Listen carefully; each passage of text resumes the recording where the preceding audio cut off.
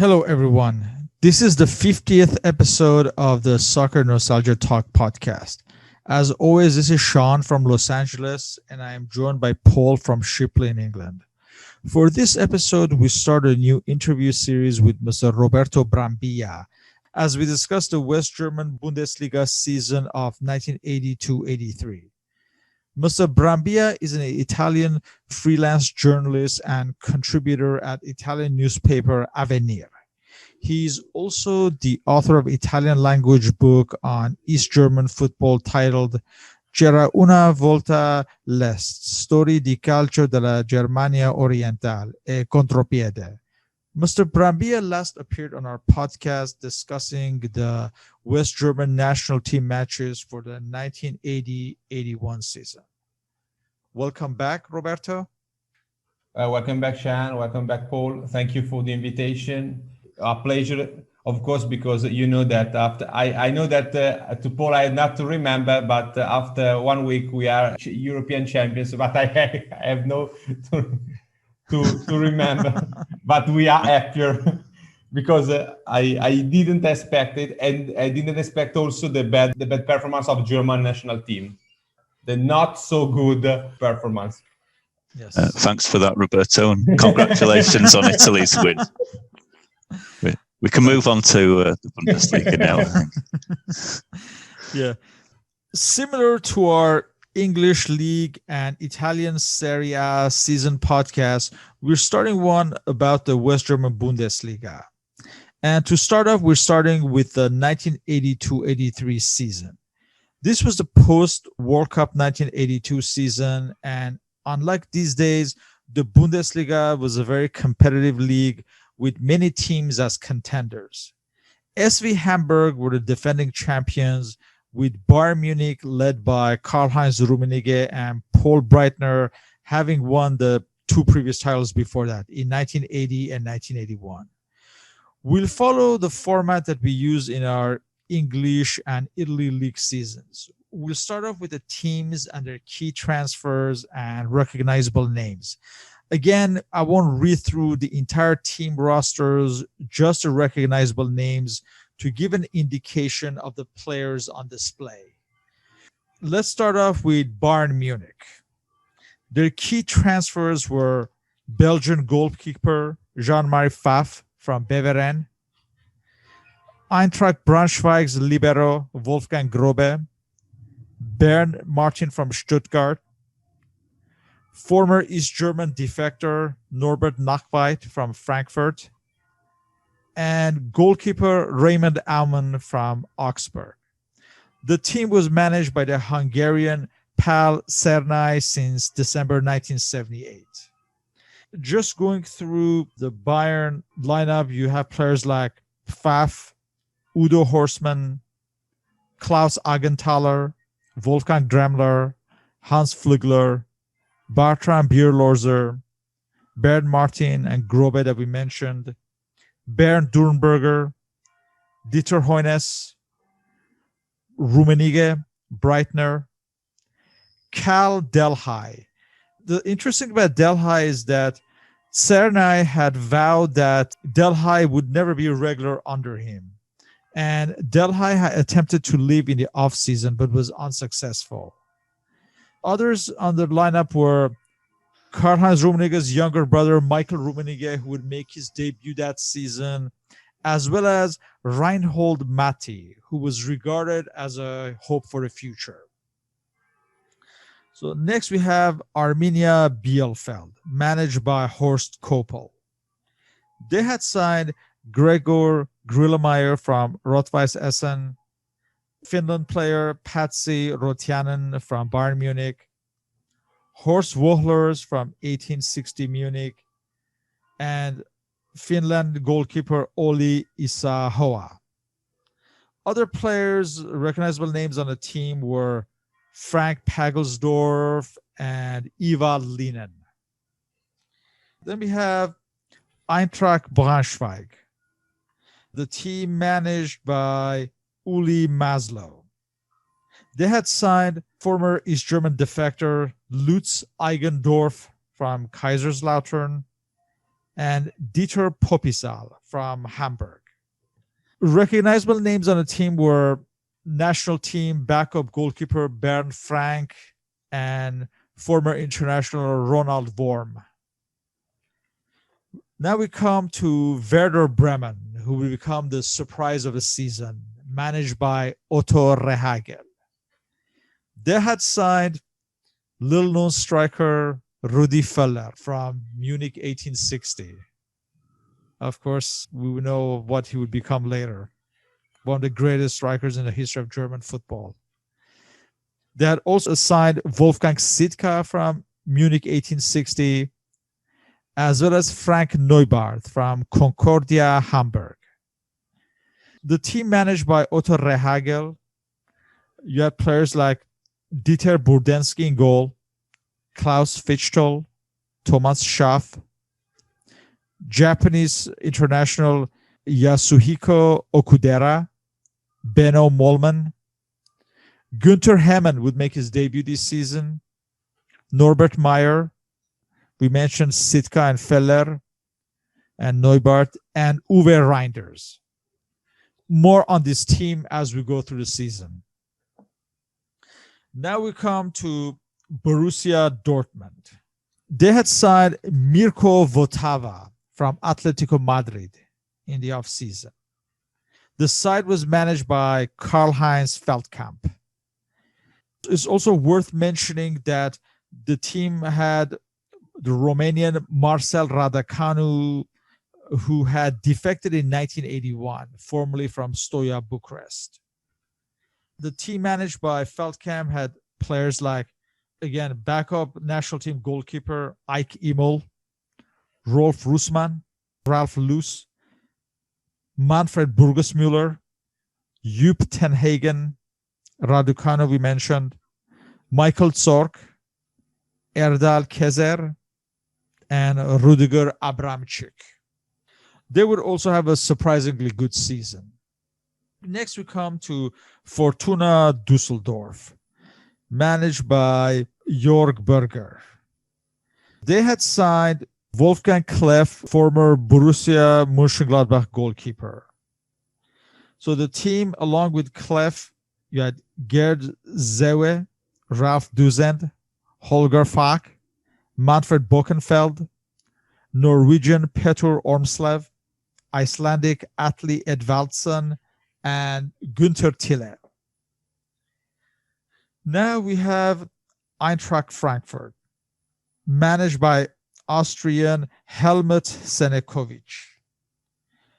They had signed Thomas Kroth from FC Köln.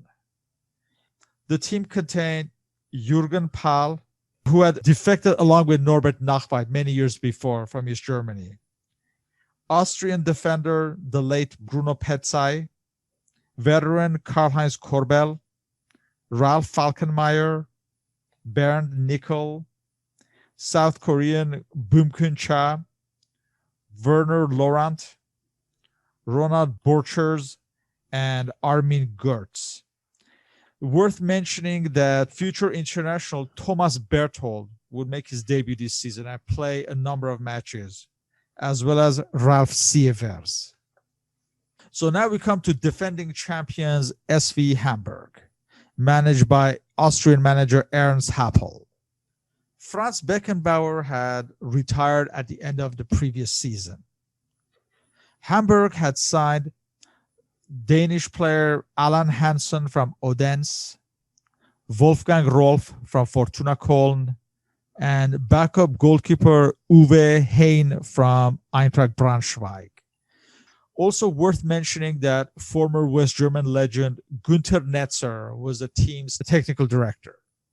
Hamburg, who would have their best season ever, had Uli Stein in goal, Jürgen Groh, Holger Hieronymus, Dietmar Jacobs, Manfred Kaltz, Michael Schroeder, Felix Magath, Bernd Wehmeyer, William Hartwig, we mentioned Rolf and Alan Hansen, Horst Hrubesch, Jürgen Milewski, Danish striker Lars Bastrup, and Thomas van Heesen.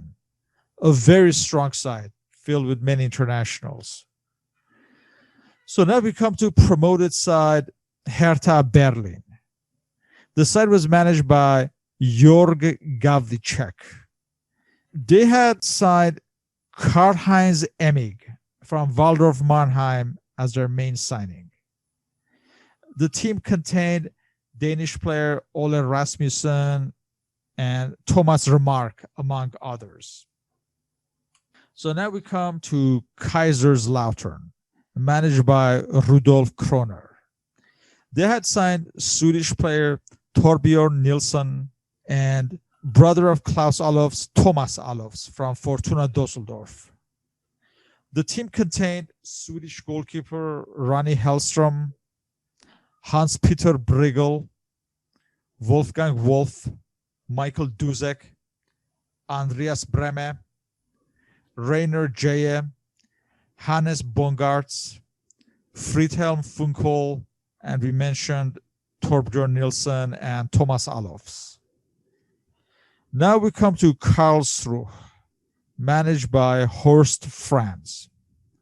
They signed Erhard Hofeditz from Kaiserslautern, Austrian Max Hagmeier from Voest Linz, and Romanian Dumitru Nadu from Politehnica Timisoara.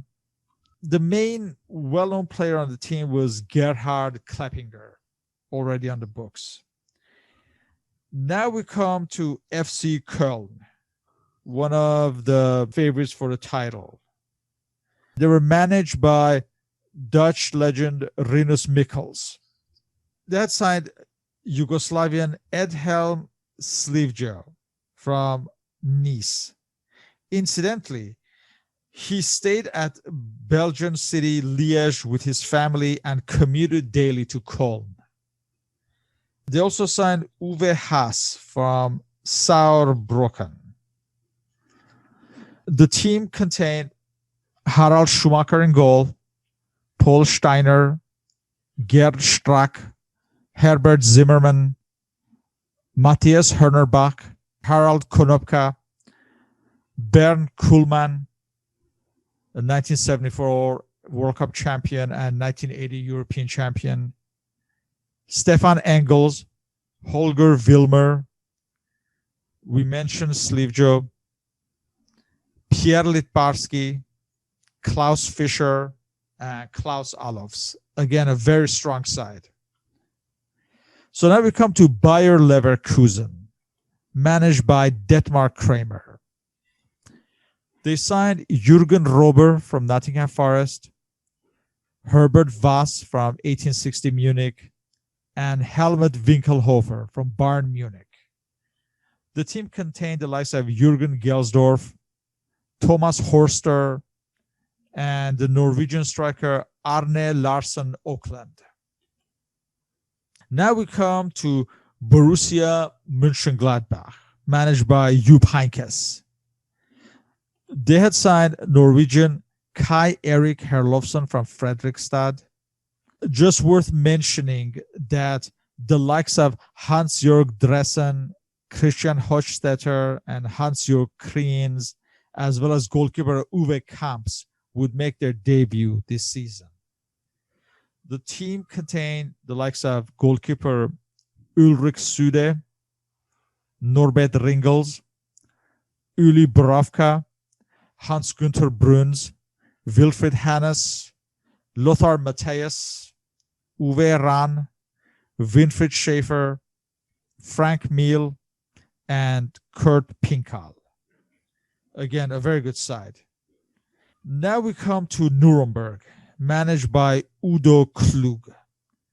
They had signed Swiss international René Boteron from Köln and Theo Schneider from Dortmund. The team contained the likes of Rudolf Kargus in goal, future Bayern player Norbert Eder, Alois Reinhardt, Herbert Heidenreich, Norbert Schlegel, Austrian Reinhold Hintermeyer, and Werner Dressel. Now we come to another promoted side, Schalke. managed by Sigi Held. They had signed veteran Bernd Dietz from Duisburg and Jochen Abel from Bochum. The team contained the likes of Norbert Nigbur in goal. We mentioned Dietz, Norbert Jansson, Wolfram Wütke, and brother Rudiger Abramczyk, Volker Abramczyk. Finally, we come to Stuttgart, managed by Helmut Benthaus. They had signed Asgir Sigurvinsson, the Icelandic midfielder from Bayern Munich, Thomas Kemp from Duisburg, Joachim Lau from Eintracht Frankfurt, I should say, recently departed German national team manager, and Kurt Niedermeyer from Bayern Munich. Just going through the lineup of the team, you have Helmut Rolleder in goal, the Forster brothers, Karl-Heinz and Bernd Forster, Günther Schäfer, Karl Algover, we mentioned Niedermeyer and Sigurvinsson, Peter Reichardt, Hermann Oliker, Walter Kelsch, and French striker Didier Six. So these are the teams. What are your general thoughts? We have, starting with Bayern Munich, we have a team with changing generation because we have some old players, for example, Paul Breitner. Karl-Heinz Rummenigge was not so old, but was not so young, was maybe in the best moment of his career. But we have some new players, and the beginning of the 80s was quite difficult for Bayern because we have another giant, was Hamburg. When we have a great team with many international, with so much talented players and mastermind of the game like Ernst Appel. Remember that Ernst Appel comes from Austria, and he was the manager of the first Dutch team who won the European Cup, was Feyenoord. We remember that they won the final after overtime here in Milan, here in San Siro, in the 1970. Yes. Yeah, against Celtic.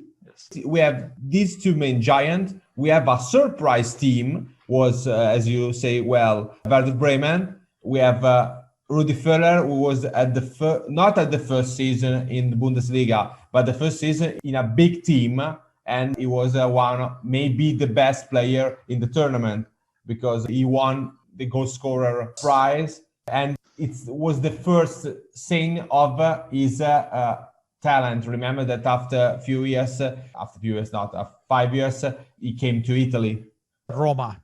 He came to Rome, and I think that I have many Roma friends, and when we talk about Rudi Völler, it's not like talking about Totti, but one of the much loved, also because he maintains relationship with Italy. And then we have another team that we have talked before, was Stuttgart. Stuttgart had a good team with great manager, Benthaus, one of the unsung heroes in German football, had a great knowledge in techniques, but also in team building. Was a great coach, and was also the coach that in 2 years would win the German championship with a huge team. We talked about before about Borussia Dortmund. To our listeners, we have to remember that Borussia Dortmund in the 80s was not one of the giants of German football. We saw that we have, for example, some players like Michael Zorc, who was the technical director until a few days ago, because now it changed. And for example, we have great player, but was not a giant, was not always Bundesliga contender, a Meisterschale contender.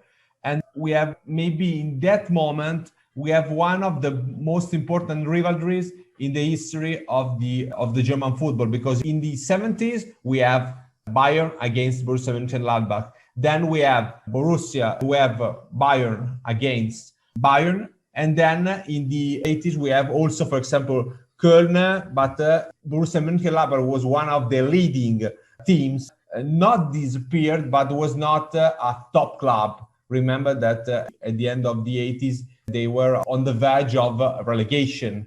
And Yes. for a great team, remember that Borussia Mönchengladbach, until the arrival of Enes Weisweiler, was a normal team. I make you also always a comparison. Remember that was like Liverpool before Berchankli, because of course Mönchengladbach is not Liverpool, okay? But as when we talk about football, outside, if you talk about football, or you talk about Mönchengladbach with everyone, the first name was the city where Borussia played, because Mönchengladbach there is nothing else. Little more, because it's a typical industrial city of the West Germany. Yeah, the old Bokelberg stadium. Yes, the old Bokelberg. Yeah. And that's something I think we're going to echo as we go through the season. And we've kind of touched up on it in other podcasts as well.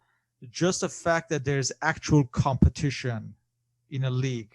That's very refreshing, unlike these days. Yeah. Yes. But if I can say that, remember that we say that it was also different football in generally speaking. For example, talking to Paul, you can say that in the 80s in England, there is no two big teams. So we have many teams.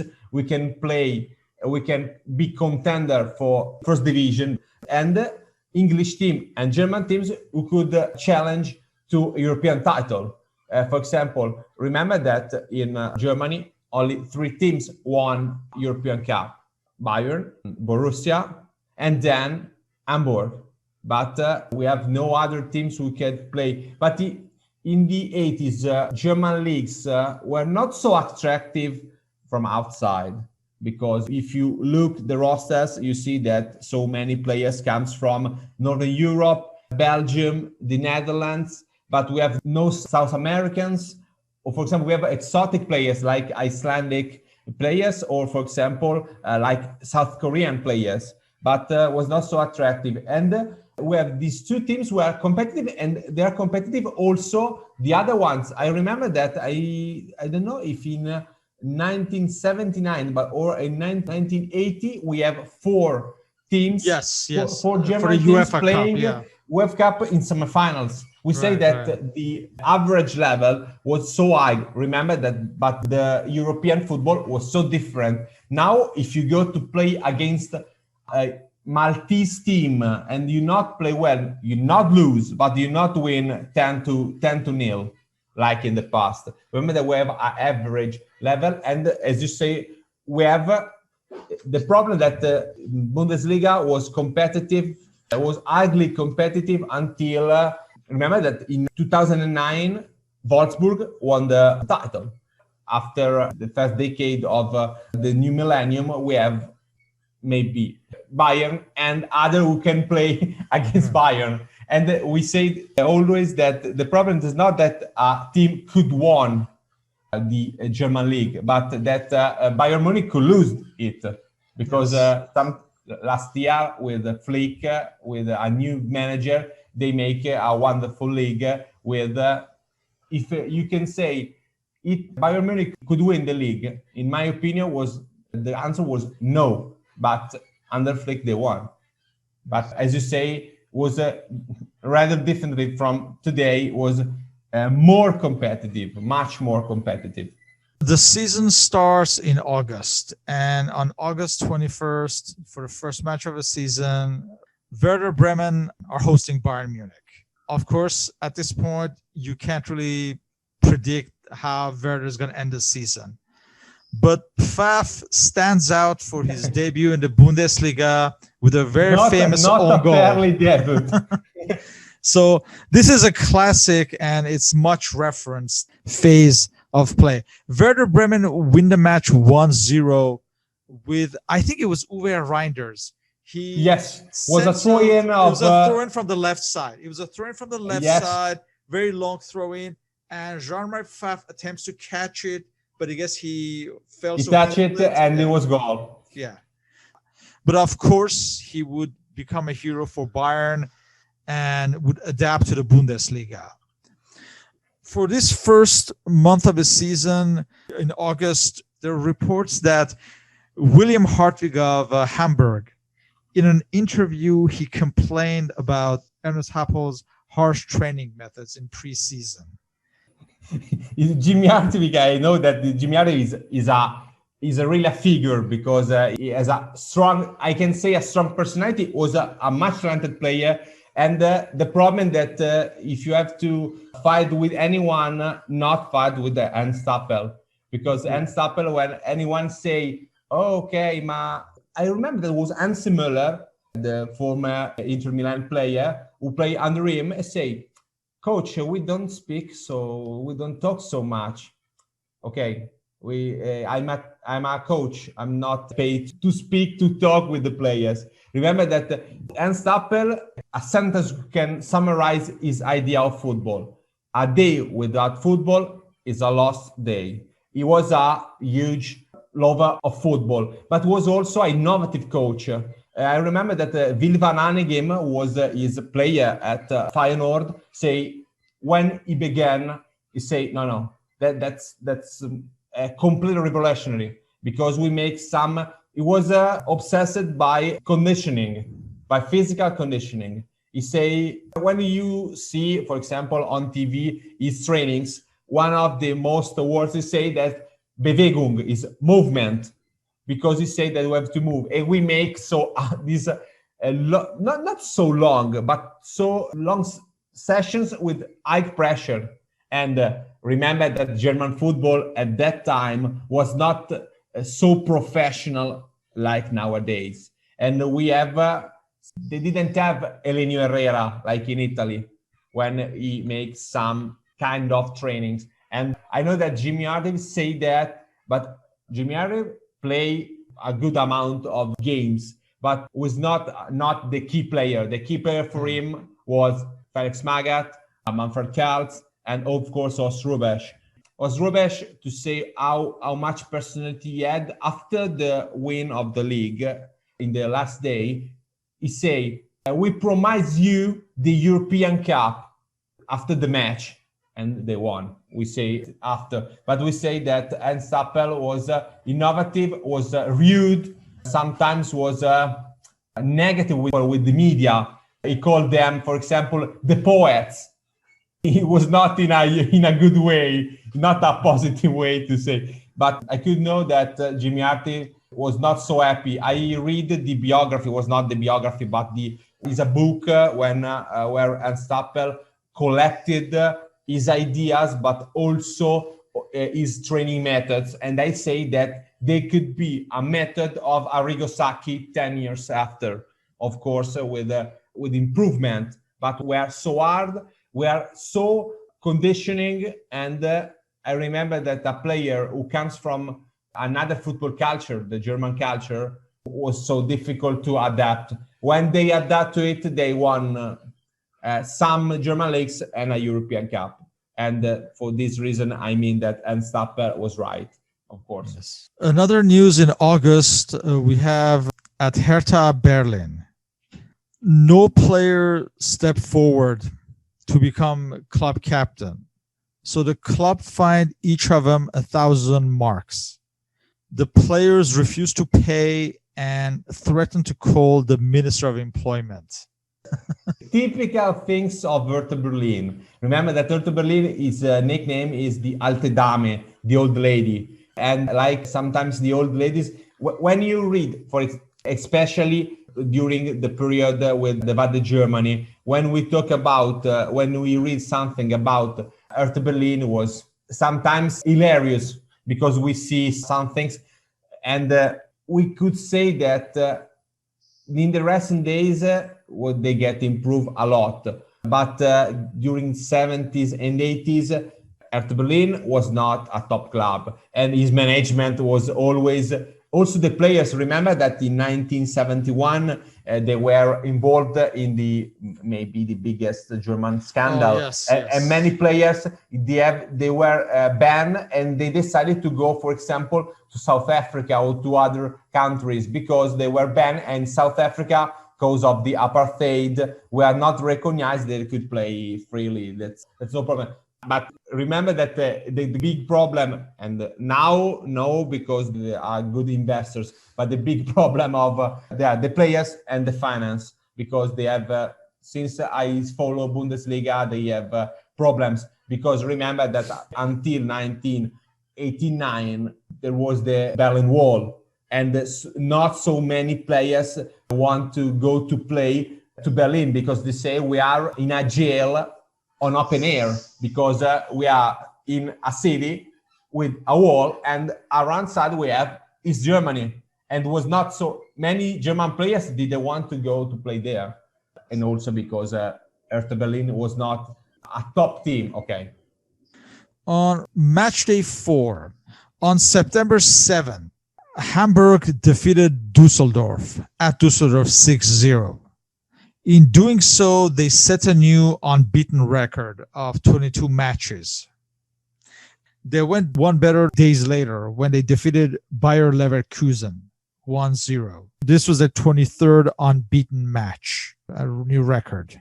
On September 17th, Frankfurt manager, the Austrian Helmut Senekovic, was the first coaching casualty of the season. He was replaced by veteran Branko Zebec on September 19th. Great coach, but with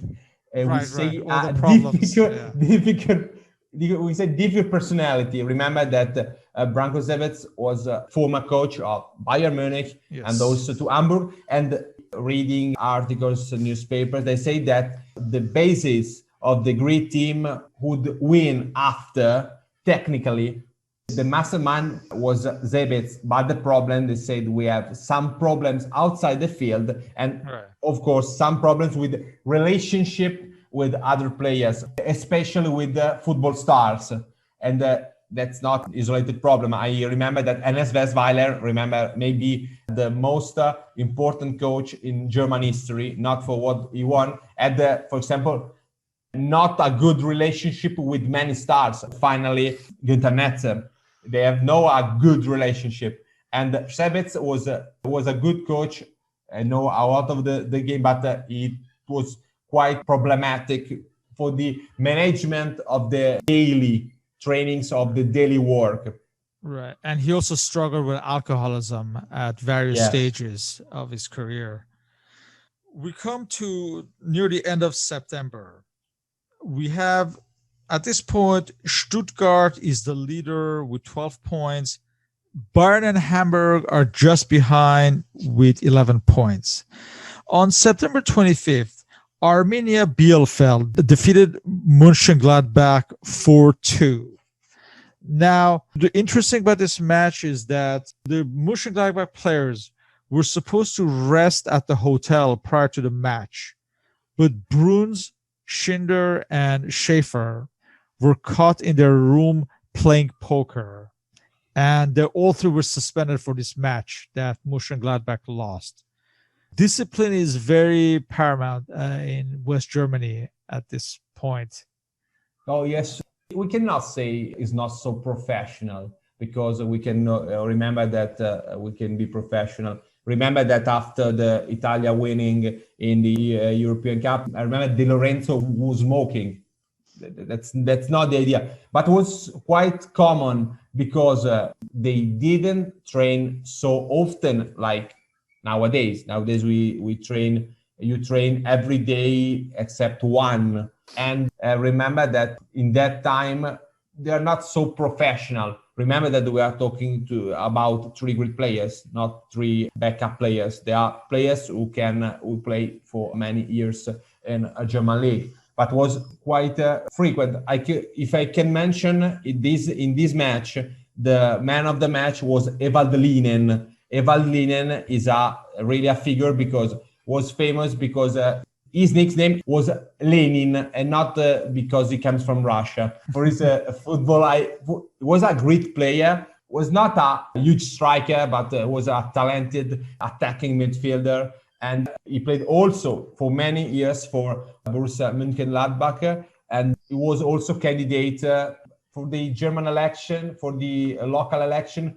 He's very politically active, I remember. Yeah, of course. He was quite a figure in Germany because at that time, outside Breitner, but Breitner was Maoist as I am Norwegian, because it's something that it was part of his image. But of course, his ideas was leftist, but was not a Maoist. In that period, remember that in Germany, in that period, we have left-wing terrorism. Yeah. It was not so easy to be communist. But it was also a great player, because anyone remember him for a shocking injury. Oh, yes, I was about to mention that, yeah. Yes, for a shocking injury, for his political ideas, but he was also a he was a talented player. And in that moment was one of the most talented German players. What's the problem? That in that moment in Germany was not so, for example, for the national team, if I remember well, he played or not, he didn't play for German I don't think he did. Yeah, I don't think he played for national team. And he's one of the 10 best attacking midfielder in Germany at that moment. But remember that in that moment we have Rudi Völler, Jürgen Klinsmann in the following years, and the years before we had Gerd Müller and some others. I remember that was the right man, but in the wrong moment, as sometimes happens. Yeah. Paul, you may have seen the photograph of his horrific injury, where you can literally see his bone after an injury. Yeah, I think I've seen that. It's pretty gruesome. Yeah. So we come to the month of October, and early on, Stuttgart is still leading with 13 points. Now, another story to mention, we mentioned Lutz Eigendorf, the East German defector playing for Eintracht Braunschweig. SV Hamburg were paired against Dynamo Berlin in the Champions Cup. And Lutz Eigendorf had attempted to visit his former Dynamo Berlin teammates, but he was rebuffed by East German security. And we'll get to later on what happens to Eigendorf. But this is at the height of the Cold War. Even though the Berlin Wall will break maybe like 6, 7 years? Yeah. But these East Germany, West Germany problems were still in the news. Yes, you mentioned before that I wrote a book about East German football, and that situation was quite frequent. We remember Nachweit, Pahl, and then we have Eigendorf. Because the problem of Eigendorf was for two reasons.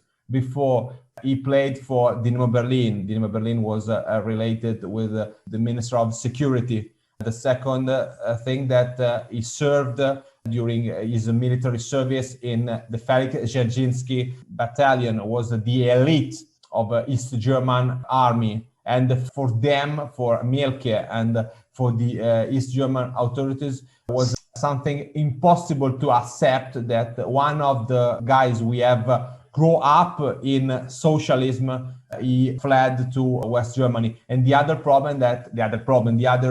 main topic that Lutz Eigendorf was quite different from, for example, Nachweit and Pahl. They never talk about East Germany.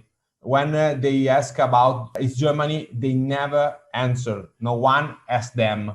But on the contrary, on the other side, Lutz Eigendorf said clearly what he thought about what happens in the other side. And then remember that Lutz Eigendorf, as many other players who fled from east to west, they have a great problem. They cannot imagine how the war is in the other side of the world. Because remember that Eigendorf, like Pahl and Nachweit, grow up in a world where there is few money, there is no idea of competition like individual competition, and that was so different. And remember that we say that Eigendorf that season didn't end for him because he died in March. Right. Yes, he died in March, and nowadays we don't know officially is a car accident. But until Stasi will open his archive, we could know that sometimes they say that we know that he was followed by East German authorities, but we don't know if they were responsible for his death. We don't know because we have no documents. No one has confessed the assassination, but we have some suspects. So we come to match day 9 on October 9th with clash between the big two, Bayern Munich versus Hamburg. Now, in this match, Hamburg takes a quick 2-0 lead in the first half. Bayern Munich come back in the second half and tie the match 2-2.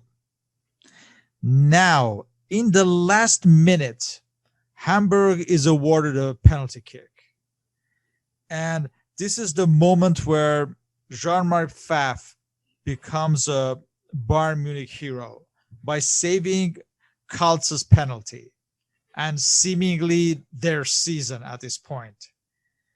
The match ends as a 2-2 tie. And on the same day, Frankfurt defeated Stuttgart 3-0. This was Stuttgart's first loss of the season. So now you have 4 teams leading at the top: Bayern, Hamburg, Stuttgart, and a surprising Dortmund, all with 13 points. Another news in October: a Bremen car dealer offers an Alfa Romeo to each player, except to Okudera. And the reason is that he has 2 kids and a wife expecting twins, and there's no car big enough for that. This was no, you say that. No, that's the way that anecdotes explain what German football was.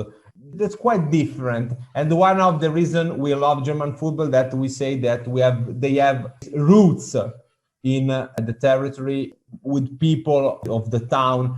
And then remember that normally who could give a car to a player? No one could play a Ferrari every day. That's quite different. And the interesting is that Okudera was the first Japanese player who played in Europe. He was a great player and also was highly beloved by every fan in Germany because Okudera nowadays he talks a quite good German. And was a hero because remember that when we play for Köln, he scored against Nottingham Forest during the semi-final. Then they lost and Nottingham Forest won the European Cup. Was a hero and it was because he won something exotic. Remember that you talk about Eintracht Frankfurt who beat Stuttgart. Remember that one of the goals were scored by the Korean player Boom Kun Cha. Yes, maybe. When we talk about the old journalists who follow Bundesliga since decades, we say who is the strongest Asian footballer in the history of Bundesliga. They say Kagawa, Okudera, and Cha. I don't know who is the name, who is the surname, but we call him always Cha. I remember that it could be the surname. But when we talk about German football before, we say that it was not so attractive to big names. Remember that Kevin Keegan comes some years before in Hamburg was a giant European club, not a small club. And sometimes they go to Iceland, they go to Japan, they go to South Korea, and they take players. For example, we have some Icelandic players, a lot of Belgian players. I wrote something about the first Thailandese in German football was in a European war was in Germany for Hertha Berlin. Remember that because they cost not so much, they are not so recognized, but they could be good players like Okudera and like Cha. In October 23rd, round 10, Hamburg takes leadership with 15 points. On October 25th, Jörg Berger is sacked as Dusseldorf manager. And the next day, he's replaced by Willibert Kremer. By end of October, Hamburg is the leader with Dortmund both with 17 points. So at this stage of the season, in the early season, Dortmund is a surprise team that's keeping up with the top teams. Another story at the end of October, Hertha Berlin, getting back to them. Hertha Berlin's Rolf Blau had bet 20 bottles of champagne that his team would win at Bochum, which was his former club. He said because they are weak, especially in their midfield, because of their midfielder called Lanek. So, of course, Lanek was now motivated to play, and he played an excellent match, and they won 4-0. So that's another Hertha Berlin story for you. That's we can. I remember that one of the things I could do in the future is to write something about the football in Berlin, because we have some stories. Because Hertha was not the only German Berlin player who played in the West German top tier. Remember that we have the TB Berlin. We have, for example, Tennis Borussia Berlin. Yes, Tennis Borussia, and the other one is the Blau-Weiß Berlin. Blau-Weiß Berlin in the 80s. Yeah, remember Karl-Heinz Riedler's team. Yeah. Yes, but was something really, because I don't know if it was a conscious choice to choose players who are talented but mad, or they were also mad. Because sometimes they remember they pick up players that say no, it's impossible. And remember that in that moment, go to see the Hertha Berlin was quite easy, because no one went to the stadium, because they play in Olympia Stadium. If you go to Berlin, that you know that Olympia Stadium was full only for European Cup final, for World Cup final, or sometimes for some derbies. Now, with the open doors, it could be that Hertha Berlin against Union could be full. But we know that since many years, Hertha Berlin was trying to buy a new stadium, but they have never built. So we come to match day 12 in early November. On November 6th, Hamburg defeated Stuttgart at Stuttgart. On the same day, the nearest challengers, Borussia Dortmund, defeated Arminia Bielefeld 11-1. Surprisingly, the score was 1-1 at halftime. At 8-1, Dortmund manager Karl-Heinz Feldkamp was seen on the touchline yelling again to his players to score more goals. Remember that Borussia Dortmund comes in this season after some dark moments, and Karl-Heinz Feldkamp, who later would also manage, for example, Bayer Werdingen. He led Kaiserslautern to the title in '91. Yes, it was an old school German manager. No, he's not so old, but remember that I'm not surprised that he said that to go on. He was a fan of offensive football. And remember that Borussia Dortmund, Arminia Bielefeld is a minor Ruhr derby. Remember that Bielefeld and Dortmund were not so far one from each other. Remember that the Revier derby was against Schalke, but Bochum was the hometown of Leon Goretzka, who say that when he was a child, the only religion they asked for was you are a fan from Schalke, from Borussia, or from Bochum. It was a Bochum fan.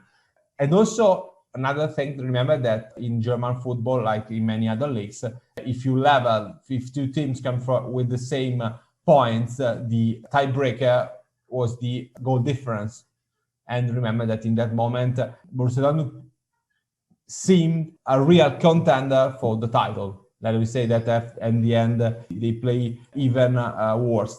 They play worse than at the beginning. On November 13, match day 13, Hamburg ties with Hertha. However, Dortmund lost at Frankfurt. So now Hamburg is the sole leader with 20 points. In November, it was reported that Karl-Heinz Rummenigge demanded that Paul Breitner extend his contract by 1 year. Breitner stated that he would decide after the new year. At the same time, we have a goalkeeping situation at Schalke. Walter Younghaus, who now was back up at Bayern Munich with Pfaff as starter, he was loaned to Schalke from Bayern. However, the Schalke technical director, Rudi Assauer, he banned the current goalkeeper, Norbert Nigbur, from the training ground now that Junghaus was the Schalke goalkeeper. So Nigbur sued Schalke, and he appealed to the employment court, who actually backed him. So that's another strange situation. Yes, it's a strange situation. It was quite good to remember who had the power in German clubs during this period before Bosman rule. That was the team manager who decided. I remember that Rudi Assauer was for many years Schalke manager, but he was also a lifelong Borussia Dortmund part of the ownership, because I remember that in Germany we have the widespread and it was that kind of situation. And we can also imagine how he said to stay outside the football ground, because they say, when you read some interviews done after years, say, yeah, you make this, say, okay, I have to decide for the club, they paid for it and I do it. But remember that, because also Schalke was not living a good season, and sometimes remember that maybe that moment, remember this season when everything went wrong, and they hadn't Rudi Assauer manager. Rudi Assauer was maybe one of the most important managers in the history of the club. Remember, thanks to him, they buy the Schalke Arena, the Veltis Arena, the new stadium, and he was also the manager when Schalke 04, Schalke 04 beat Inter Milan in the Euro Cup final. 97, yeah. Yes, yeah. Maybe that 15 years later, 15 years later. So in November, you still have Dortmund and Hamburg co-leading, I should say. You have another story in November. After the Köln and Hamburg match that ended as 1-1, Harald Schumacher was trying to smoke after the match on the team bus, but Michels caught him and did not allow him to smoke. And Michels said that he has not smoked since the age of 32, and my players can do the same. Of course, to say that I don't know. I was in English football, because I don't know how was the situation, but was quite normal that 2, 3, 4, 5 beers and smoking. That's no, because they say that if I train hard, if I give everything on the pitch, that's no problem. If my private life I smoke, I go to the clubs. For the clubs in Germany was quite different. But for example, for smoking and for drinking was not a habit, but it's not like nowadays, like in the 90s, where after the match we see energy drinks. Now we have beer. Or that if you have to celebrate something, it's good, but not every day. And remember that Harald Schumacher, Tony Schumacher, his nickname, is and was not ordinary guy. Remember that he wrote a book, Unfif, was a book about his in 1987, and, yeah. Yes, he talked about what happens in German clubs, and no one say, anyone know what happens, but it's not so good to write in a book. Remember that I also could imagine could be Michels, whose nickname was the General, and who could be the answer of Schumacher. And I can know if they talk in German, but I know that could be not a pleasant conversation for the others. But really, if you look the Bundesliga or also the Italian football, I would say, with other eyes, we can say not, it's another word, because now they had no social media, they are not so well recognized, but really was an habit to drink, to go out. But it's maybe also the English idea. If a player gives everything on the pitch, That's no problem what he does in his at home. That's not his problem. And in Germany was quite in this. And remember that we have many players that after retiring, they had not many, but some players that problem with alcohol, or also a problem with dealing with the fortune they make. Remember that Andy Bremen had many economic problems, or some others, they had problems. But it really, really was another world. We love that word, but we see that really, really different from from this world nowadays. Yeah, completely different. And yeah, definitely I can confirm that drinking culture was a big part of English football for a long time after this as well. A lot of England players, obviously, Paul Gascoigne, probably Brian Robson, it's just something that people did. And like you say, as long as they were performing on the pitch, no one really made a big deal about it. I think it probably took Wenger at Arsenal and more continental managers basically changing the culture a little bit in English football. But yeah, it was a huge part of it and had been for a long time. End of November, Bayern Munich defeated Dortmund to somewhat derail their title ambitions. At this point, Hamburg is leader with 22 points, and this is now they've gone 33 matches unbeaten. At this end of the month, it's also reported that at Dortmund, that Manfred Burgosmüller, there's a rift with him and manager Karl-Heinz Feldkamp. Burgosmüller stated that they don't train hard enough at Dortmund. They have 2 days off, let's say after a win on a Friday. On Monday, they trained with the assistant because Feldkamp had gone off to Nuremberg as a guest of Kicker Sports Magazine. Also, the day after, on a Tuesday, before the training session, Feldkamp had invited an expert on how to invest money along with for the rest of the team. And apparently this had dragged on longer than usual. So there were some complaints, but Feldkamp retorted that his assistant was more than capable of leading training. But this was an indication of Dortmund's season that was about to unravel in the second half of the season. Yes, remember that players sometimes are like kids. And if anyone works in their opinion fewer then they had some problem. And remember that in German football, until 30 years ago, everyone play only on Saturday. On Sunday they didn't play, and they didn't play on Monday. On Monday they start again is a week. And remember that in that season, Borussia Dortmund was performing above his average level. And when you have a team of that not so strong with good, for example, Ike Emel was the goalkeeper. We have Box Müller. We have such a good team. But if you have any problem inside, your performance mirrors that problem. And as you say, in the second half, Borussia Dortmund played quite worst, and they lost the chance of not only of challenging for the title, but also to play the European competition.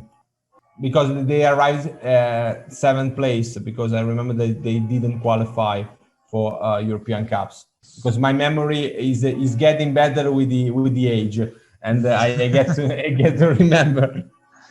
The following week, on December 4th, actually, Dortmund lost at home to Hamburg, who were now sole leaders again with 24 points. Now Bayern is right behind them with 22 points. But Dortmund's challenge was dissipating, as we discussed. On December 11th, Hamburg defeated Schalke 6-2. Schalke's goals were scored by Wolfram Wuttke. He had joined Schalke from Mönchengladbach. We mentioned Schalke had already signed Walter Junghaus from Bayern Munich. They had signed Werner Laurent from Frankfurt, as well as Wutke. Another transfer for this midway of the season was veteran Rainer Bonhoff, 1974 World Cup champion. He joined Hertha Berlin from Köln because he was not seeing much action at Köln and was essentially a sub. Köln had also signed Herbert Newman from Bologna. He returned to his former team. Incidentally, Newman was also in contact with Arsenal at this point before joining Köln. When Bonhoff arrived at Hertha Berlin, he was offered a captaincy by the players, but he refused because he did not know anyone. Another story in this month of December, at Hanover, Dieter Schatzschneider, who was groomed to replace Horst Hrubesch for the following season at Hamburg. He joined Fortuna Köln until the end of the season on loan because Netzer did not want him to join any Bundesliga club at this point. Remember, you mentioned a player, Jan Schneider, we don't remember, but is the all-time goal scorer of Zweite Bundesliga. I mean that he could hold this record for another season, because Simon Terodde, who plays for Schalke this year, but last year played for Hamburg, he is 10 goals to the record. And Schneider was one of the cases, like a good player like him, he scored always a lot of goals. When you go in another club, you could have some difficult moments. Remember that coming after Horst Hrubesch is like coming after Francesco Totti in Rome, because he's a legend. And Hrubesch is a legend who lasted for more than a decade. It's not a player who scored for 3-4 seasons, for 10 years, and was the captain, was the soul of the team. And also to remember how Günther Netzer had huge power. Remember that in that moment, you can say that that's could be free. You know that you go the next season, but you are free. But you push not to go to another Bundesliga team. Remember that in that winning era of Hamburg, Günther Netzer was a great player, but also a great businessman, had a huge role, because for the first time the season before convinced Franz Beckenbauer to come to Hamburg. It's like, Milan and Juventus in the past was quite difficult. And then he built up a team who could be competitive in Germany, but also in Europe. And remember that at the beginning of the 90s, remember that they win the final against maybe one of the most talented Juventus in the history of the club. With really Michel Platini, we have an amount of great players. And that's a discussion for the following season. But the double signing of Schatzschneider and Wutke at Hamburg is considered one of the biggest transfer blunders in West German football history. But we'll get to more in detail for the following season. But for now, at the halfway point of the season, Hamburg is leading. They're undefeated still with 26 points. Bayern is just behind with 24 points. Burgesmüller is at this point, he's a top goal scorer with 11 goals.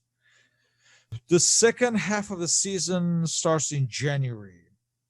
And in Frankfurt's win over Karlsruhe, the Karlsruhe goalkeeper Rudi Wiemer, at 39 years old, he broke Max Morlock's record of basically by 1 day.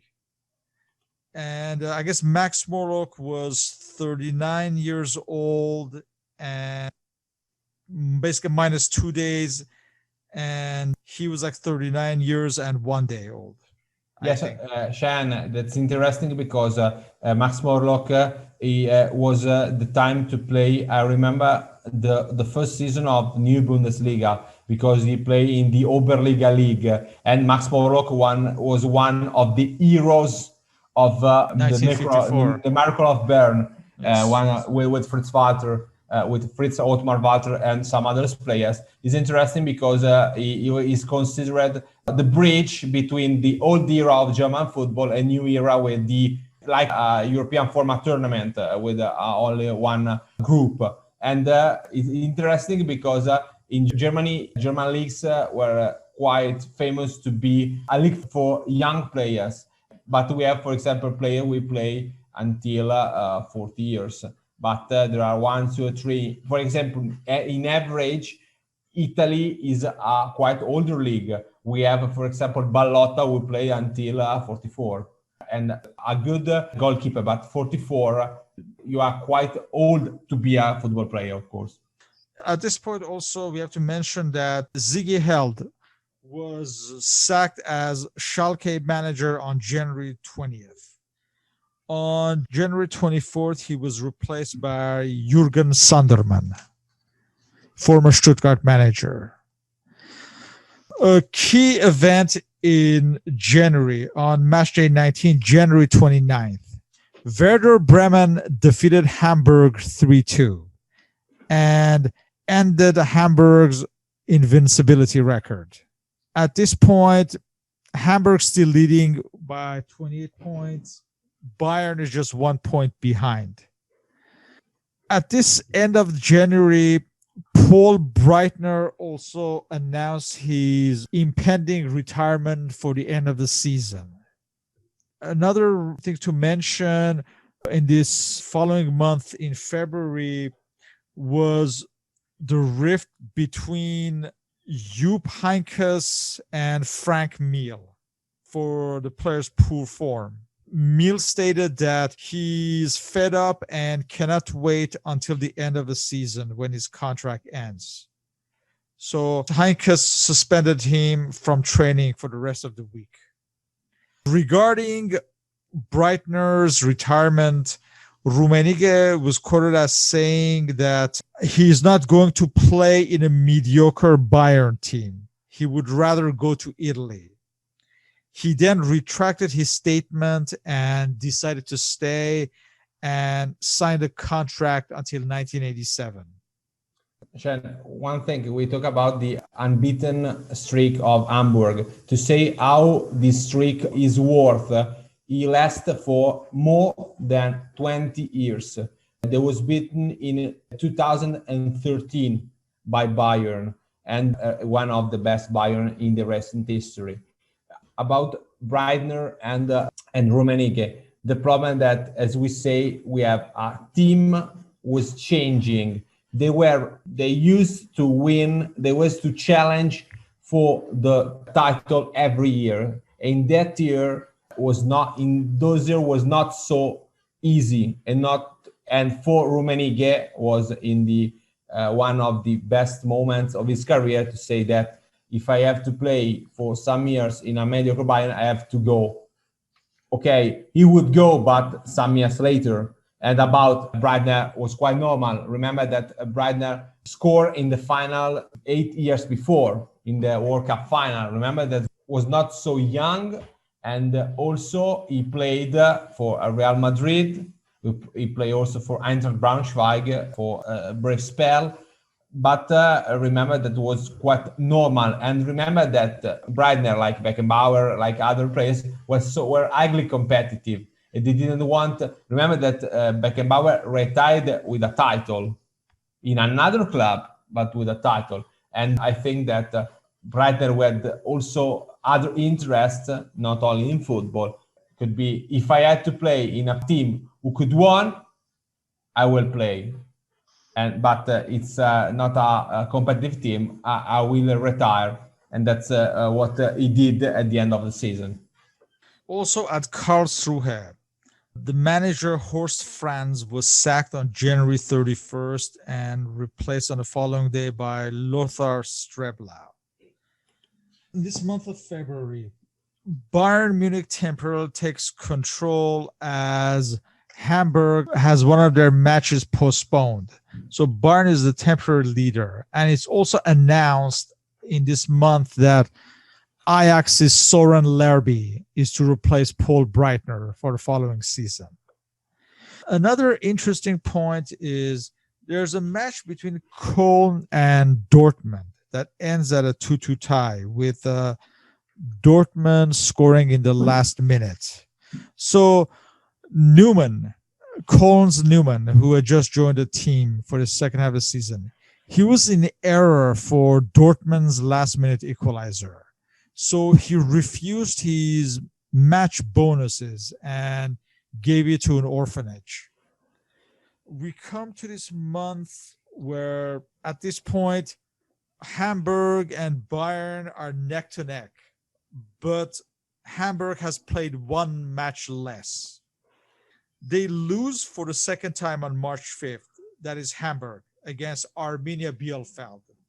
And this will be their second and last loss for the season for Hamburg.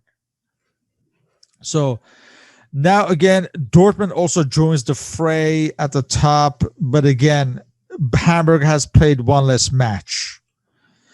At this point, in the month of March, Bielefeld manager Horst Koppel, who's young and I think he's like 37 years old, and this is in fact his first season as a manager, he announced that he would join the federation and manage the youth teams of West Germany because there's too much stress in the Bundesliga.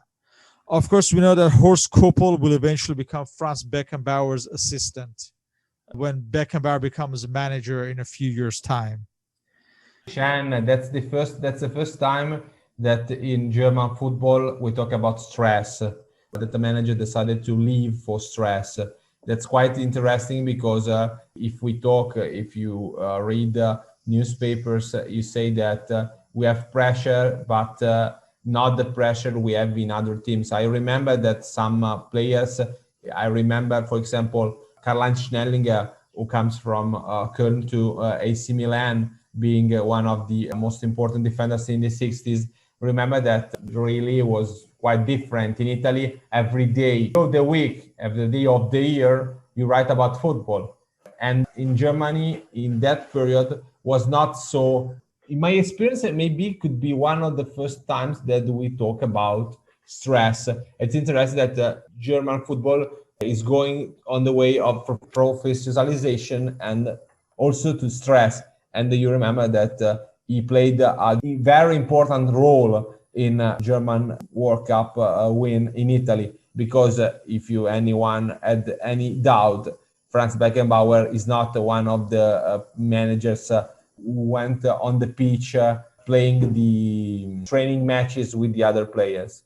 There are some who he gives the idea, but his assistants make these ideas real. Hamburg eventually, in this month of March, they play their postponed match and win their next match, and now they're the sole leader with Bayern and Dortmund 2 points behind. Now, we mentioned about Lutz Eigendorf. He dies in a suspicious car accident on March 7th. He was only 26 years old. And like you said, it's always been suspected that Stasi may have been involved, but I guess we don't know at this point. But yeah, so this was on March 7th. And that's the only case of East German footballer who died after defecting, not for natural causes. And it's interesting because, as I say before, we have no evidence, but we know, for example, that Stasi followed him. For example, some days after, they discovered that one of his close friends in Braunschweig had know how Lutz Eigendorf home was.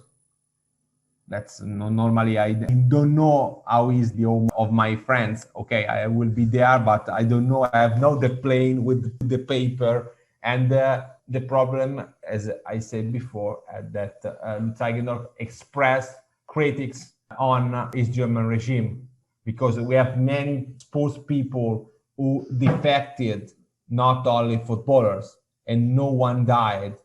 But the reason that he played in a top West German league, and he criticized openly what happens in East Germany. It was unacceptable for anyone like Mirke, who used during his tenure at Stasi the football as propaganda, as a way of propaganda. Because remember that in the 80s, Dynamo Berlin won every title. They were a strong team, but sometimes not so strong to win the league. Other news this month: on March 21st, Kaiserslautern manager Rudolf Kroner was sacked and replaced by Ernst Diehl. Also, it was announced that Lars Bastrup would be leaving Hamburg. On March 18th, Werder Bremen defeated Dortmund 4-2. This more or less ended Dortmund's challenge for the title. And now you have Hamburg leading, with Bayern just 2 points behind. On March 26th, top of the table clash is between Hamburg and Bayern, and it ends as a 1-1 tie. And the interesting about this match is that Paul Breitner is injured in the 77th minute by Wolfgang Rolf. And this would keep him out of action. That is Paul Breitner. He would be out until the penultimate match of the season. We come to the month of April. This is when Werder Bremen starts their surge at the top of the table. After defeating Hertha on April 2nd, they are just 1 point behind Hamburg at this point, and would remain so for the end of the season and come very close. At this point, also, Karl-Heinz Feldkamp on April 5th was sacked as Dortmund manager. He'd be replaced by Helmut Witt. He paid a price for Dortmund's poor second half of the season form. You come in April, you have a match on April 9th between Bayern and Mönchengladbach, and Bayern wins 3-1. Now, for this match, Karl Delhai was booked for changing his boots, but not showing it to the linesman. Yes, remember that football, like every cultural expression, is an expression of people, of the German people.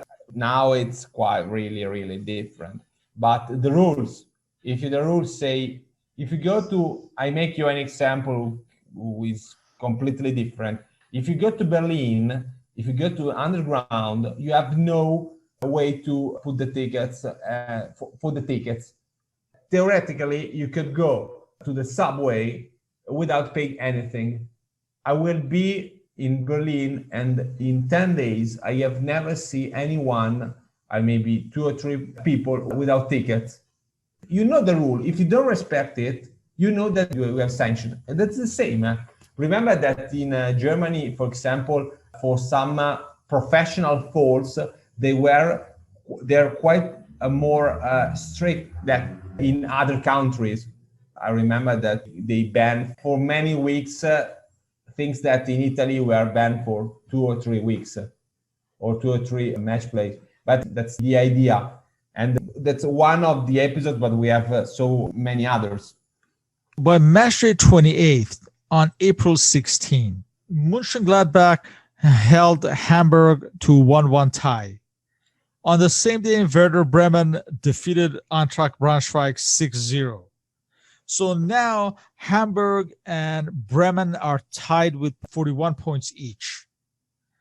Other stories during this match day: Dortmund manager, the new manager, Witt, he dropped Manfred Burgosmüller from the squad as the player did not play in the manner that the manager had requested. So, of course, Burgosmüller threatened with a lawyer for his right to work. I guess that happens a lot, it seems like. Yes, no, yes, because they don't have the idea that footballer is a different worker.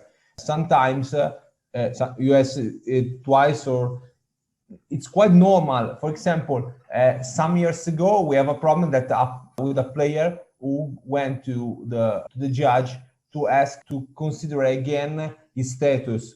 But it was quite normal because they have, maybe due to their history, they have a great sense of his rights and rights of the others. And they didn't make protests like insulting the manager, or they went to the judge and they asked.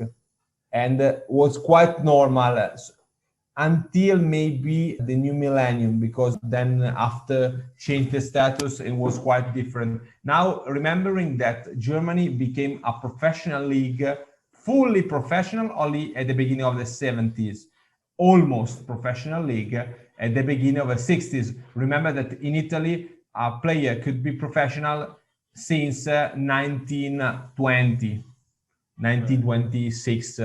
In Austria, 1924. In Hungary, that years. Remember, it's something really, really different. You also have at this month, in this April, Eintracht Braunschweig manager Uli Maslow is announced to be the Dortmund manager for the following season. However, he's sacked on April 23rd as Braunschweig president, whose name is Jacker. He said that he did not want a manager who had his head elsewhere. So he's sacked and replaced by Heinz Patzik. It's also announced that at Stuttgart, due to his very good season, Asger Sigurvinsson extended his contract until 1987. So at this point, in end of April, Hamburg and Werder Bremen are tied at the top with 43 points each. In late April, early May, it's announced that Karl-Heinz Feldkamp will be the Bielefeld manager for the following season. In another news, the Dortmund president, his name is Vogt, he told a magazine that players are like prostitutes. They always want more money, but you are not sure what they are capable of. No, that's the problem of the wages, that historically the wages in Germany were football wages were quite lower than the others.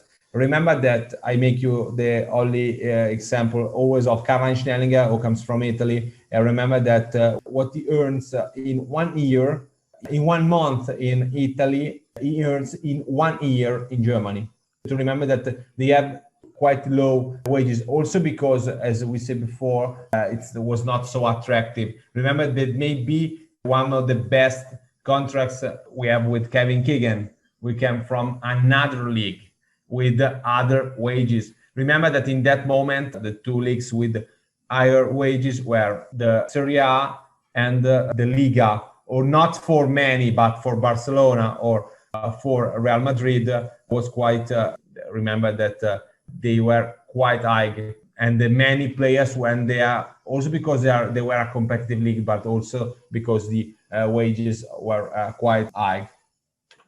While in this month of May, nearing the end of the season, Hamburg and Werder Bremen are neck to neck, Bayern Munich starts imploding. They lose to Köln, then they lose to Kaiserslautern at home, and as a result, on May 15th, Pal Cernay is sacked as Bayern Munich manager. He had been in charge since December 1978. And Reinhard Saftig is temporary manager until the end of the season. Going towards the last rounds of the season, Hamburg and Werder Bremen are again equal points. And on match day 33, the penultimate match of the season, Hamburg defeated Dortmund 5-0. On the same day, Werder Bremen defeated Frankfurt 1-0. Both teams are at 50 points right now, one match remaining. Bayern Munich lost once again at home, this time to already relegated Schalke. This was their third loss in 4 matches. On the opposite side, Schalke goalkeeper, the former Bayern Munich goalkeeper Walter Jankhaus, said that he had never seen such a bad Bayern side. We should mention that Paul Breitner played the last 15 minutes of this match, his last match as a pro. And in between this penultimate match and the last round of the matches in early June, you have the Paul Breitner testimonial match, the famous match against Bayern Munich against the World 11, which I'm sure we've all seen the highlights. The end of a brilliant career. Yes, and then maybe at the end of an era. I remember that maybe is the last, except Rummenigge, who is the trade union between the two generations. Paul Breitner was the last leader of the great Bayern of the middle of the 70s. He's maybe one of the underrated players in German football history, because if you ask anyone who is the best German player all time, they say, of course, depend on the Franz Beckenbauer, Fritz Walter, sometimes say other names, and they didn't mention him. He could play in many roles. He could play in defense, it could play libero, it could play in midfield. He had great technique skills, technical insights. He's a world-class player, but no one remembers him, not because he was not so good, because he played with people who are supposed to be better than him. I used supposed to be, because when I see some games of Bayern Munich in the middle of the 70s playing his kind of football, I say, yes, today he could be one who would be a key player in almost all top clubs in the world. Yeah, great personality, very self-confident, and with him gone, Bayern Munich lost one of their kingpins of the team, because the team was dominated. And we discussed this in our West Germany podcast for 1980-81 season, that Breitner and Rummenigge were basically the great personalities of Bayern Munich and West German football at this point. Getting back to the last round of matches, match day 34 on June 6th. At this point, Hamburg and Werder Bremen are equal on points.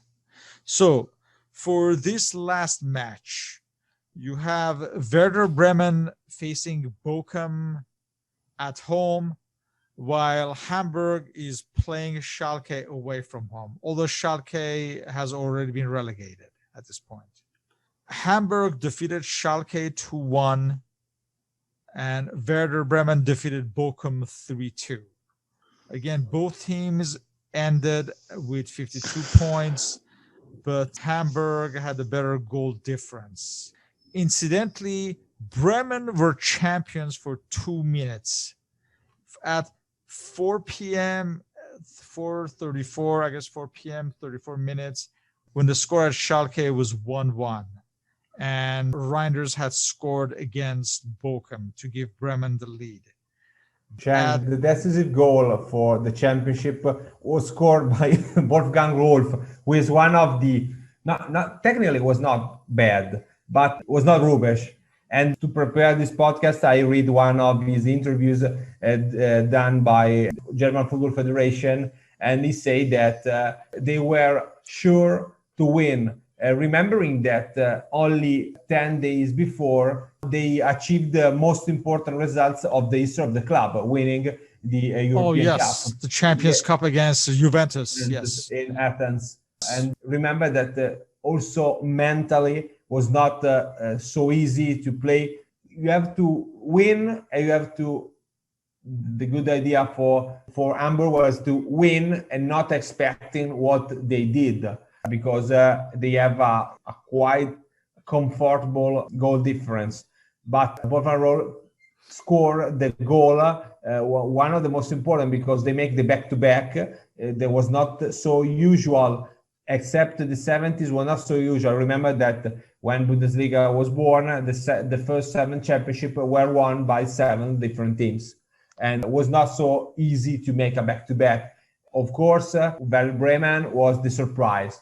Surprise because they had a rising star like Rudi Völler, because when we have a rising star was Rudi Völler, and a rising star as coach like Otto Rehhagel, because Otto Rehhagel for 15 years until 1995 was the manager and challenged every year, or for European Cup or for UEFA Cup, and was a really, we remember, of course, for a Greek national team. But before, Otto Rehhagel was really a mastermind of a club. Remember that maybe that year was the most successful era of Werder Bremen history, and I don't know if it could be repeated, because it was another German football, and he decided to invest, taking players from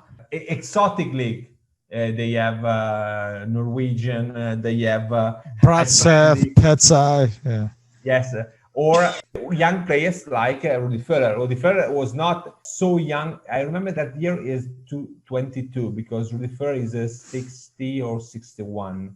It was quite, but he had also a good experience at senior level, not at a high level. So Hamburg won the title, Werder Bremen were second, Stuttgart finished third, Bayern Munich finished fourth, and Köln were fifth. Schalke, Karlsruhe, and Hertha Berlin were relegated, and Waldorf Mannheim, Bayer Uerdingen, and Kickers Offenbach were promoted.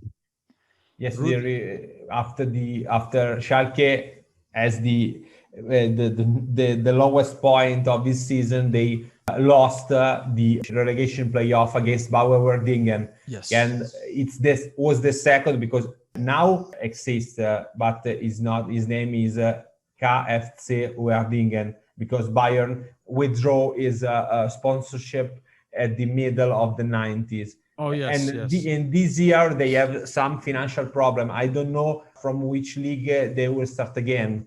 But in the second half of the 80s, Bayer Uerdingen was one of the. Also, they played also. I don't remember. Is a Cup Winners' Cup? Yes, they reached a semi-final in 1986 by Uerdingen, when they defeated. They lost to Atletico Madrid. Yes, and then before they defeated Dynamo Dresden, and after making a comeback, they won 7-3. Yes, yes. Rudolf von Grottenburg, as they called it. Rudi Völler was top goal scorer with 23 goals. We should mention that Köln won the DFB Cup by defeating neighbors Fortuna Köln. Some players who were either retiring or leaving, we mentioned Paul Breitner.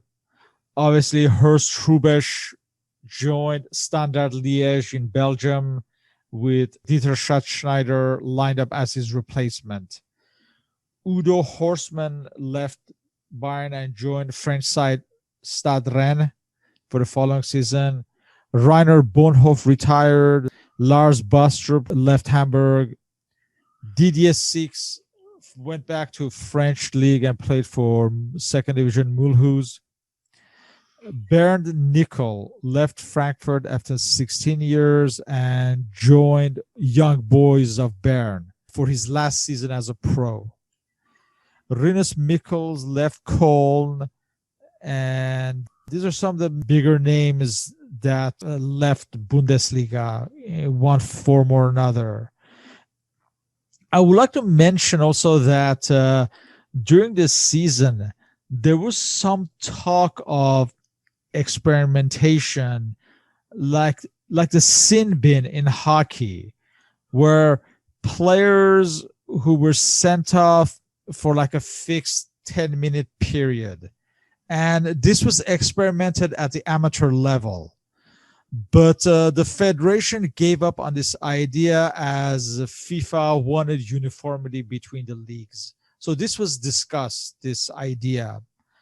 Other lessons from this season, as far as Hamburg, they could not foresee that this would be the greatest season in history.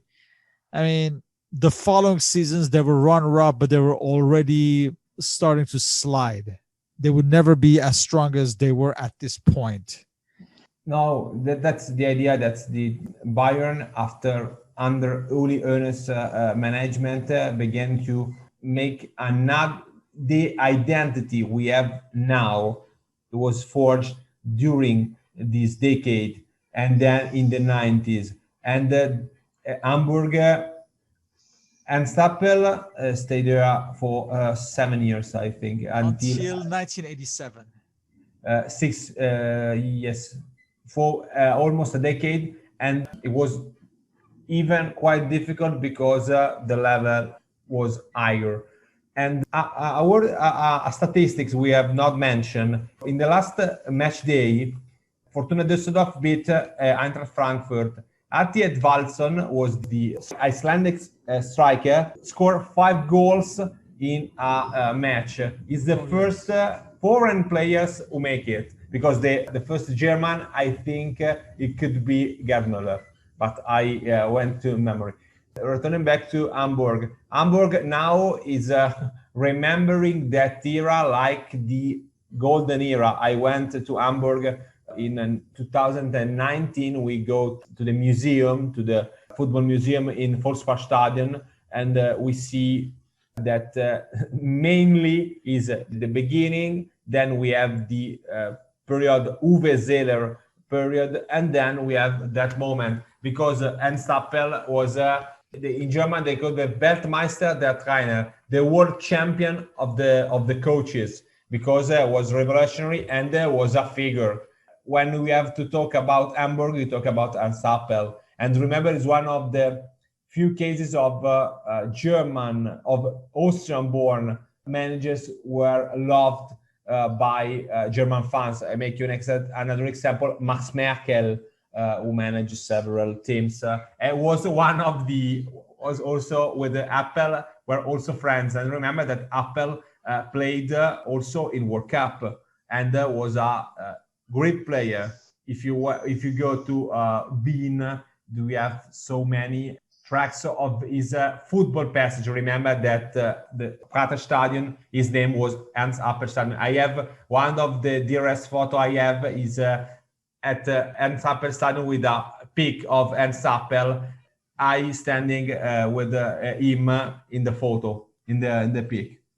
We can say the height and the zenith of Hamburg, but also maybe the reference point of their, I don't want to say downfall, but their slide, but also the birth of the reference point of the birth of Rehagel's Werder Bremen, who before winning the title in 1988 would end up runners-up in 85 and 86 as well, which would prompt the media to nickname Otto Rehagel as Otto Rehagel II until this 1988 title.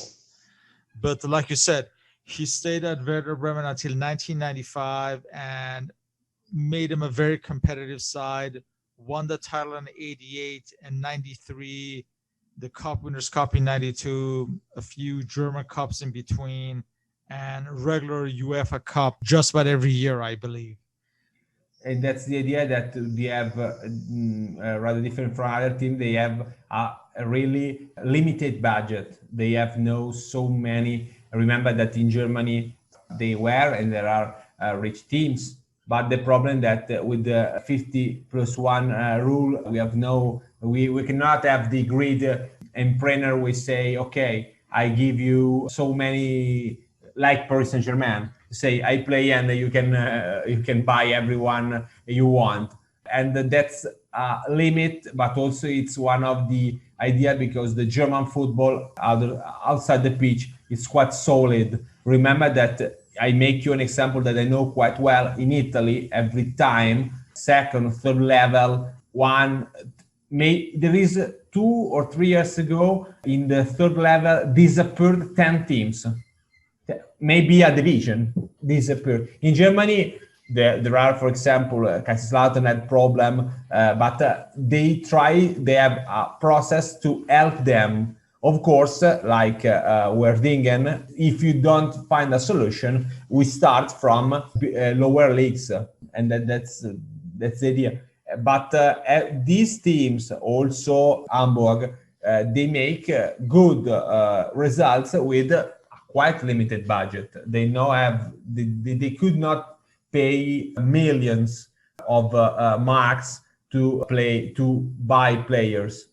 They could make some intelligent choices and to take players. I remember that Bayern Munich, when win the first time the World Cup, have Gerd Müller, Sepp Maier, Franz Beckenbauer. They were also they grew up in Munich. Of course, Franz Beckenbauer in the other side of Munich. But they didn't buy anyone. They buy some players, but most of them were grown in Germany, in Bayern, and sometimes in the club.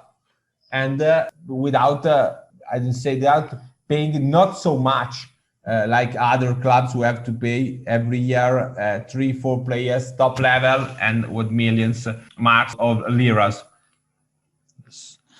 Paul, I'm assuming, like you mentioned, probably Bundesliga matches were shown far and few between in Britain, I'm assuming, right? Oh yeah, it's definitely in the background. I think it would maybe have only in fact been if German teams were playing British teams. I think Bayern Munich played Tottenham, and then they lost to Aberdeen in the Cup Winners' Cup. But yeah, it would have been very rare. Right. It was the sort of thing that you'd get an update on who was winning the league in one of the football magazines, but certainly no footage really. Yeah, but like I think that something like Rummenigge was just omnipresent as far as news coverage. I'm assuming around this time. Yeah. And it was obviously known that it was a very strong league. I think the UEFA rankings probably had the Bundesliga and the First Division as the two strongest leagues at that time. I think both West Germany and England got the most clubs into the European competitions. I'm pretty sure they were at the top of that. Right. And I think it was also like when we've discussed Serie A, the fact that there's less teams, that I think a lot of people in English football would have liked to seen the First Division move towards that sooner as well, that they're only playing 34 games and not 42. I think it was seen as a good model for that. And the financial model that Roberto's discussed as well, I think that's still seen as something that helps to create a stronger league, although obviously it's been dominated by Bayern for a long time. But I think the idea of not having it being totally dominated by how rich the owner is a positive one. As the season started, obviously Hamburg would have been favorites as defending champions, with Bayern seen as the closest challengers. But you have at various stages Stuttgart or Dortmund or Werder Bremen towards the end. All of them made a run for the title and pushed to the end, to the very last match of the season for an entertaining league. And that would continue. And even the following season, I mean, we'll get to it, but like for the following season, going into the last match of the season, you had 4 teams who possibly could have been champions. So it just shows how there was competition between many teams that kept the league very interesting and entertaining.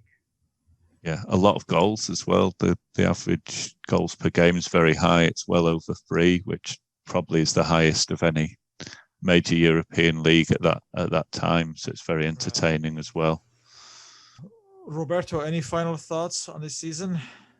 I think that period I don't live because I was born 2 years later. But when you read some newspapers, you watch some matches, what is interesting? It's the people passion, and that moment it could be one of the most important rivalries in German football. Now that rivalries is not so exist, but doesn't exist like in the past, because Hamburg is in the second division and Bayern Munich win the European Cup. Remember that we have some level. What is interesting that in that season we see the end of an era. That's the era of Bayern Munich, the old Bayern Munich. A team like Hamburg maybe in the peak of his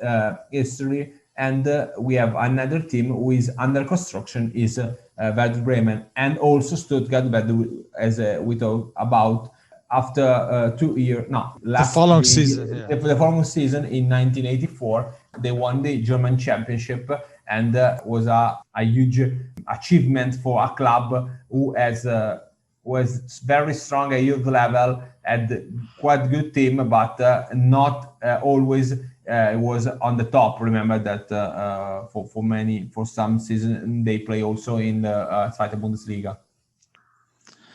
With that, once again, we would like to thank Mr. Brambilla for his participation in this series. As always, feel free to leave questions and comments. For any questions and comments, you may contact me on my blog or on Facebook under Soccer Nostalgia. On Twitter, I'm at SP1873. Mr. Paul Whittle can be contacted on his blog, The 1888 Letter. On Twitter, he's at 1888 Letter. You may also follow the podcast on Spotify under Soccer Nostalgia Talk Podcast. Mr. Brambilla can be contacted on Twitter at Bobby Brambo. His blog and the link to his book are also listed on the blog and Spotify listing. So, Roberto, thank you. Thank you, Shan. Thank you, Paul, for the invitation, and thank you for the chat. And we'll see you next time, I guess, either for the national team or another Bundesliga season, whichever one comes first. So thank you so much. Thank you. It's great. Thank you.